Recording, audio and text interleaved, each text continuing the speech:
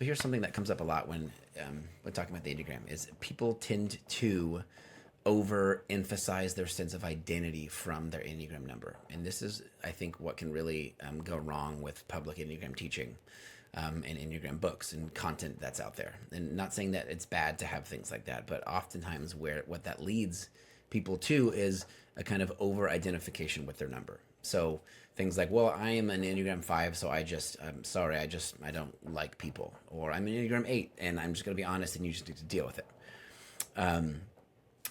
I use the phrase "I am an Enneagram 6" because it's easy, and it's easier to say than something like "I identify with the main defense mechanisms of an Enneagram 6." That would take a lot longer to say, and so I don't say that.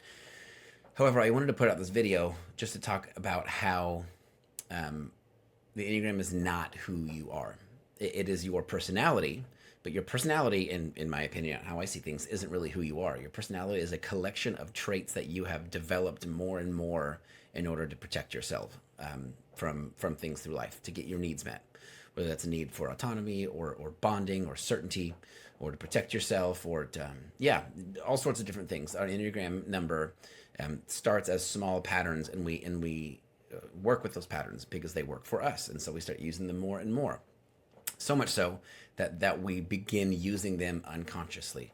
And this is what a personality is.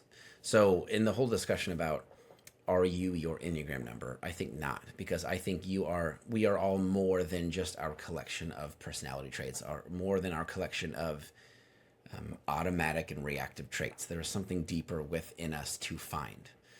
And knowing your Enneagram number is not about finding a sense of identity and then stopping there. It's about recognizing where you're stuck. Our Enneagram number shows us our deepest rooted defense mechanisms and our deepest pains and our deepest discomforts. So using the Enneagram as a way to over-identify with yourself, I think keeps us more stuck because we kind of make ourselves fit more and more inside of a box. Whereas recognizing your Enneagram number as not who you are, kind of as who you aren't, I think makes a huge difference in how we use it.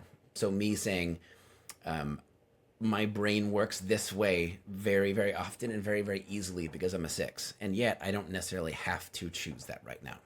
And I think that kind of ability to say that and do that and act on that, act differently than what our patterns want us to act, takes a lot of self-awareness and takes a lot of compassion. I just wanted to throw that idea out there, this idea that you are not your Enneagram number. Actually, your Enneagram number does not show you who you are. It actually shows you more who you aren't and where your growth journey begins. I hope that makes sense. If you have any questions or comments about this, please let me know.